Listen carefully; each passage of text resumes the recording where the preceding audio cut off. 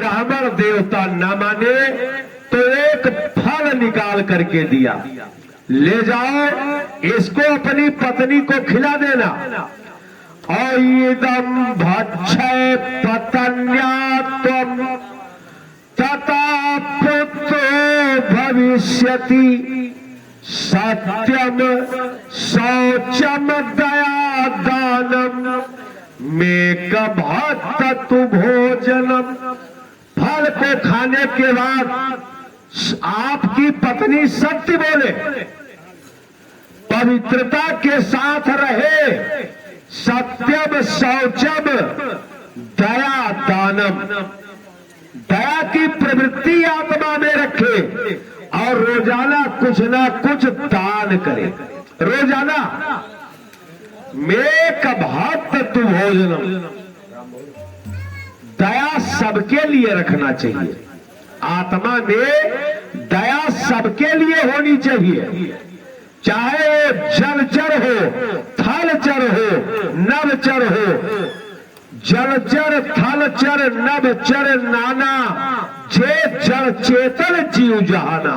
जो भी जीव है सबके ऊपर आप दया करो, और अगर आप सबके ऊपर दया किए तो आपके ऊपर दया परमात्मा करेगा, आपके ऊपर दया परमात्मा करेगा। अगर दया की प्रवृत्ति आत्मा में धारण किए तो। मेक भक्त तु भोजनम, सत्यम शौचम दया दानम मेक भक्त तु भोजनम, और एक समय भोजन करें। अब ये फल को लेकर के प्रसन्न हो गए, सन्यासी को प्रणाम किया और फल लाकर अपनी पत्नी को दिया कि इसको आप खा लीजिए। और जैसे फल हाथ में लिया वो समझ गई कि ये संत महात्मा का आशीर्वाद है। मैं गर्भवती हो गई तो गृह कार्यम कथम भवे, ये घर का काम कौन करेगा? तो भाग जाएंगे, लेकिन पेट बढ़ जाने के कारण मैं तो भाग भी नहीं पाऊंगी, और हो सकता है चोर डाकू मार डाले। और तीसरा सबसे बड़ा दुख कि मान लिया बालक ने जन्म लिया तो मैं जाकर के प्रसूता घर में बैठूंगी और ये ननद लोग घर का सारा धन ढो ले जाएंगे। और चौथा दुख कि लालने पालने दुखम प्रसूता यास्य वर्तते, बंध्या विधवा नारी सुखनी चेत में मती। और सबसे बड़ा कष्ट लालन पालन में, माँ भोजन करने बैठी और बच्चे ने टट्टी कर दिया तो माँ पहले अब भोजन छोड़ देगी, हाथ धो करके पहले अपने लाल को साफ करेगी, फिर भोजन करेगी। तो लालन पालन में बड़ा दुख होता है। और बच्चे को जन्म देना ये तो आसान है, लेकिन संस्कार देना बड़ा कठिन है। संस्कार देना, माता जीजाबाई अपने पुत्र शिवाजी को लेकर के जंगल में रहती थी। जीजाबाई अपने पुत्र शिवाजी को लेकर के और जंगल में रहती थी।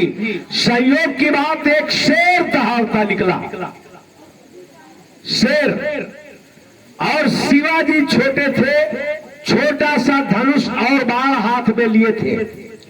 जीजाबाई ने कहा मार बेटे सिंह को मार, तो छोटा सा बच्चा इतना बड़ा धनुष, और पीछे से जीजाबाई ने अपने धनुष बाण से सिंह को मार करके गिरा दिया। सिंह को मार करके जीजाबाई ने गिराया। लेकिन लड़के को श्यामसी दिया कि पुत्र आपने मार दिया। तो उस समय जब मुगलों का अत्याचार अपनी चरम सीमा पर था, उस समय शिवाजी ने अकेले लोहा ले लिया, अकेले। ये तो देखो, ये समाज है, गांव है, ये हमारा राष्ट्र है। हर गांव में एक राणा प्रताप, एक शिवाजी को पैदा करो, इससे ये राष्ट्र आगे बढ़ेगा। राष्ट्र के चिंतन करने वाले लोग होंगे। राजताज सब मिल गया मान सिंह को, लेकिन मान सिंह ने जोधा बाई को अकबर को सौंप दिया। तो राजकाज भले मिला, लेकिन आज जय जयकार राणा प्रताप की होती है, जिन्होंने घास की रोटी खाई, ना कि जय जयकार मान सिंह की किसी चौराहे पर भी। देखो, जीव को अपने कर्तव्य का बोध होना चाहिए।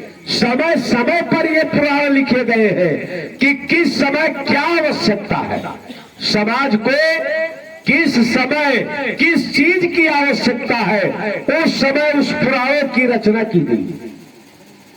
समय समय पर इस धरती पर कबीर, तुलसी, नामदेव, रहीम समय समय पर आए और समाज को शिक्षा दे करके समय पूरा हुआ चले गए, लेकिन समाज को समझाया, राह पर लाने की कोशिश किया। तो दया सबके सब जीव के ऊपर चाहिए, चाहे जो है। माता धुंधली ने विचार किया कि इस फल को मैं क्या करूं। संयोग की बात उसकी बहन आ गई और कहा कि आप फल को मत खाओ, मैं गर्भवती हूं, जो बालक पैदा होगा नार व्यवहार के समेत मैं आपको दे दूंगी और आप कुछ पैसा हमारे पति को दे देना। कहा ठीक है। और कहा बहन ये फल क्या करूं। कहा ले जाओ गाय को खिला दो। और वो फल लेकर गई, गाय को खिला दिया और अपने पति से कहा कि मैंने फल खा लिया। सन्यासी ने कहा था सत्य बोले, लेकिन फल पाके ही झूठ बोलना प्रारंभ कर दिया। जब अपने पति से कहा फल खा लिया और समय बीता, उसकी बहन ने एक बालक को जन्म दिया, ला करके नार व्यवहार के समेत दे दिया और सारे गांव में हल्ला हो गया, आज आत्मदेव जी के यहाँ पुत्र रत्न ने जन्म लिया कि दैत्योदान दुजाति।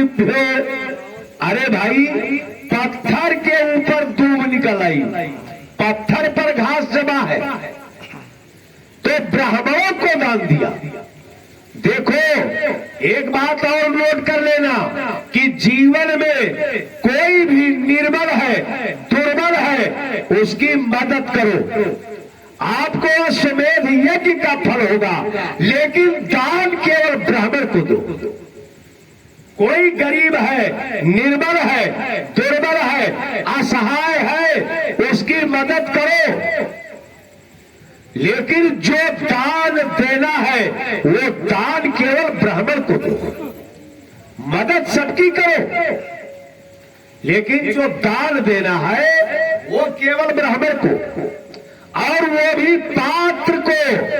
अश्रोत्रिय मनाचारम दानम तुभ्य महामहिम। हे राजन, वो भी दान ब्राह्मण को दो, श्रोत्रिय को दो, जो सुंदर आचरण वाला हो। ऐसा नहीं कि आपने 100 रुपए दिया और ले जाकर के बोतल खोल दिया। दान को मदद सबकी करो, लेकिन दान केवल ब्राह्मण को दो, और वो भी पात्र को। अपात्र को दिया हुआ दान व्यग्र चित्त का जप, व्यग्र चित्त, हाथ में माला लिए हो, आपका मन दसों दिशाओं में घूम रहा है, व्यग्र चित्त हो तो अपात्र को दिया हुआ दान व्यग्र चित्त होकर के जप, और हे राजन कुलहीन को दिया हुआ दान ये जीव को नरक को लेकर के चले जाते हैं, नरक को। इसलिए सोच विचार कर दान करो। हे राजन आप देव जी ने दान दिया, दैत्यो दान दुजातिभ्यो, ब्राह्मणों को दान दिया, ब्राह्मण लोग प्रसन्न आशीर्वाद दे करके घर आए। 3 महीना बीता तो जिस गाय को फल खिला दिया था उसने एक बालक को जन्म दिया। सारा शरीर मनुष्य का है लेकिन कान गाय को पड़ गए हैं। इसलिए जो लड़का धुंधकारी धुंधली से हुआ उसका नाम धुंधकारी, और जो गाय से हुआ उसका नाम गोकर्ण, गोकर्ण यानी गाय को कान पड़े हैं, बालक का नाम गोकर्ण। कि कियत काले न तौ जातो गोकर्ण पंडित ज्ञानी, और धुंधकारी महाखला। गोकर्ण पंडित हुआ, पंडित का मतलब ब्राह्मण नहीं होता है, पंडित का मतलब होता है चतुर। पुत्र शत्रु न पंडिता, लड़का भी शत्रु है अगर वो होशियार न हुआ। लड़का हुआ और लड़का मूर्ख हो गया, समझ लो पूर्व जन्म का कोई शत्रु आ गया है। निश्चित कर लो अपने मन में, पुत्र शत्रु न पंडिता, पंडित वाले होशियार। तो गोकर्ण पंडित ज्ञानी जो अपने से बड़े मिलते हैं सबको साष्टांग प्रणाम करते हैं, दंडवत करते हैं। जो छोटे उम्र के हैं उनको हृदय से लगा लेते हैं, गोदी में उठा लेते हैं। ये आचरण गोकर्ण का। और धुंधकारी कि वो सब कुछ खाने वाला, दूर्भक्षी सार्वभक्षी, सब कुछ खाने वाला, कंधे पर जाल लेकर के घूमता है। कोई जीव को फंसाना है, पक्षियों को मारना है, चांद डाल के कर्म में निरत हो गया। आत्मदेव जी समझाते हैं, बार बार समझाते हैं कि हे पुत्र ये आपका आचरण ठीक नहीं है, ये आपका आचरण ठीक नहीं है। लेकिन सोचते हैं लड़का है सुधर जाएगा, सुधर जाएगा, सुधर जाएगा। देखो शास्त्र कहते हैं लालयति 5 वर्षाणी, 5 साल तक लड़के को बहुत प्रेम करो, खूब लालन पालन करो, खूब दुलार करो, लेकिन 5 साल तक। और जैसे 6ठा साल लगे स्कूल ना जाए, किसी को गाली दे, थप्पड़ खींच करके लगाओ। हे राजन कि लालयति 5 वर्षाणी और 10 वर्षाणी ताडयति, 10 साल तक लड़के को मार पीट करके रास्ते पर लगाओ, 10 साल तक।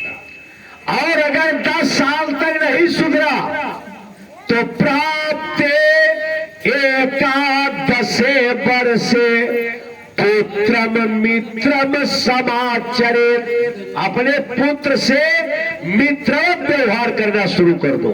मित्रवत 5 साल तक खूब दुलार करो, 5 साल से 10 साल तक यानी 5 वर्ष तक मार पीट करके रास्ते पर लगाओ।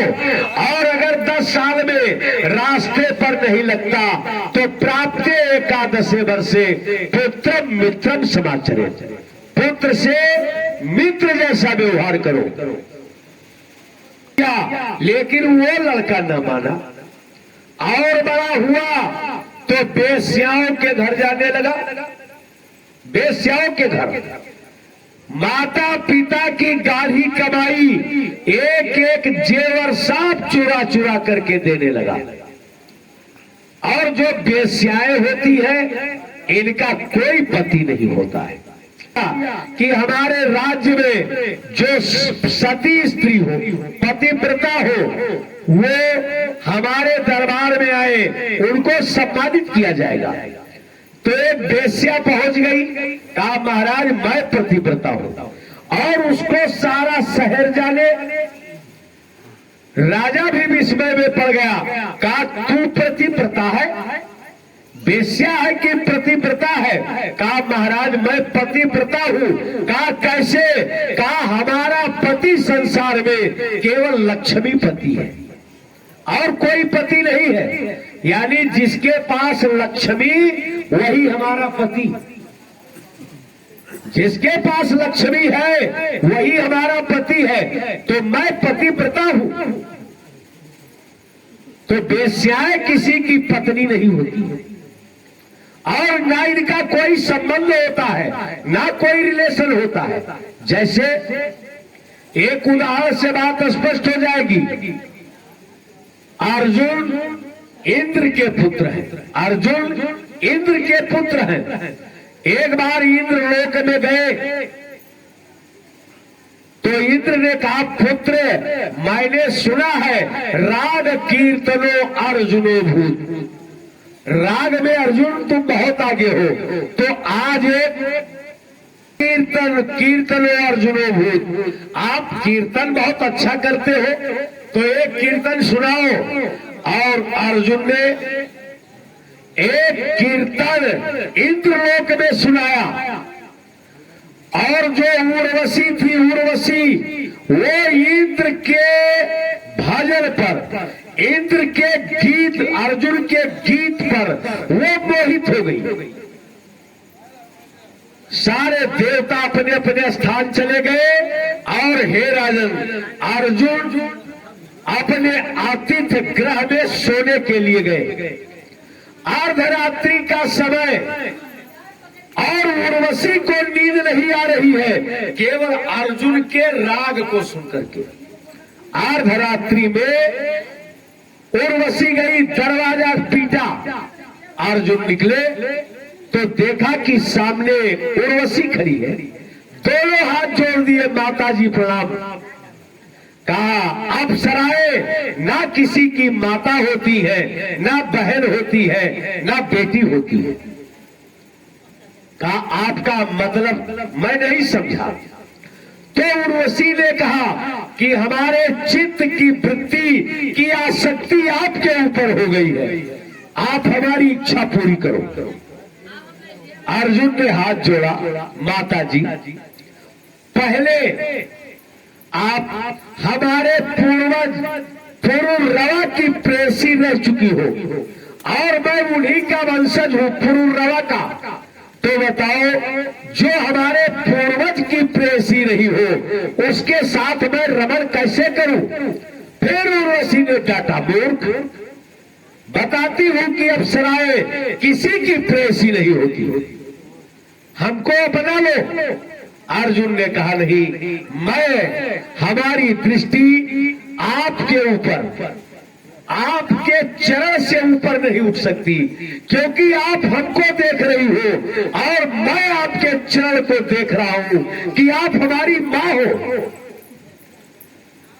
तो कहा अप्सराएं किसी की मां नहीं होती और आपने हमको पाने के लिए बड़े बड़े देवता लालायित रहते हैं, बड़े बड़े देवता, और आपने अपने दरवाजे से हमारा तिरस्कार कर दिया। तो जाओ तुम बृहंदला हो जाओ, हिजड़ा हो जाओ, ये हमारा श्राप है। और उर्वशी ने हिजड़ा बना दिया अर्जुन को। जैसे श्राप दिया, अंग प्रत्यंग की बनावट सब बिगड़ गई। और जब सुबह इंद्र के दरबार में अर्जुन गए, अपने बेटे को इंद्र ने देखा, कहा आपकी ये दशा कैसे हुई? अर्जुन ने बताया तो इंद्र ने उर्वशी को बुरा करके बहुत डांटा। तो उर्वशी ने कहा महाराज मैंने श्राप दे दिया है, अब ये आजीवन नहीं रहेंगे, आशीर्वाद देती हूं कि 1 वर्ष तक ये हिजड़े के रूप में रहेंगे, बृहन्नला के रूप में। तो 1 वर्ष हिजड़ा बन करके विराट नंदिनी कुमारी उत्तरा को विद्या का अध्ययन करवाया, केवल संगीत का, केवल साम वेद का अध्ययन करवाया। और अंत में जब गोधन से रक्षा कर दिया अर्जुन ने, तो अपनी पुत्री उत्तरा को दिया कि इसको आप स्वीकार कर लो। अर्जुन ने कहा नहीं राजन, मैंने इसको अपनी शिष्या माना है, बेटी मान करके पढ़ाया है, तो इसके साथ मैं पत्नी का व्यवहार कैसे कर सकता। तो कहा महाराज इस कन्या को मैंने आपको दे दिया, तो कहा इसके योग्य हमारा पुत्र सुभद्रानंदन अभिमन्यु है, आप उसके साथ विवाह कर दीजिए। लेकिन अपनी शिष्या को स्वीकार नहीं किया। ये संस्कार थे। देखो संस्कार विहीन समाज सोचने की क्षमता को खो देता है, सोचने की क्षमता नहीं रह जाती है। हे राजन, इसीलिए संस्कृति को इन शास्त्रों ने, पुराणों ने, उपनिषदों ने संजो करके रखा है। इन पुराण उपनिषद का कभी कभी तो अध्ययन कर लिया करो। ये कथा का संदेश है, कभी कभी इनका अध्ययन करो। शास्त्र को अपने घर में रखो। आप शास्त्र को चाहे कभी मत देखो, लेकिन ये शास्त्र आपको देख रहा है। शास्त्र को आप कभी देखो या न देखो, लेकिन शास्त्र आपको देख रहा है, क्योंकि शास्त्र के 2 नेत्र हैं, ज्ञान विराग नयन उर्गारी।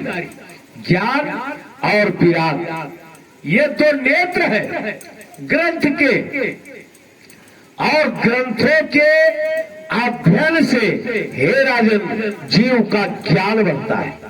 और जब ज्ञान बढ़ेगा तो आप जान जाएंगे कि ये सब शून्य है, केवल आकाश ही शून्य नहीं है, सब कुछ शून्य है। और आप विरागता की ओर चले जाओगे। तो ज्ञान प्राप्त करना है तो ज्ञान की नगरी राजन काशी है। ज्ञान आपको लेना है तो ज्ञान की नगरी काशी है। वैराग्य की भूमि अयोध्या है और भक्ति की भूमि वृंदावन।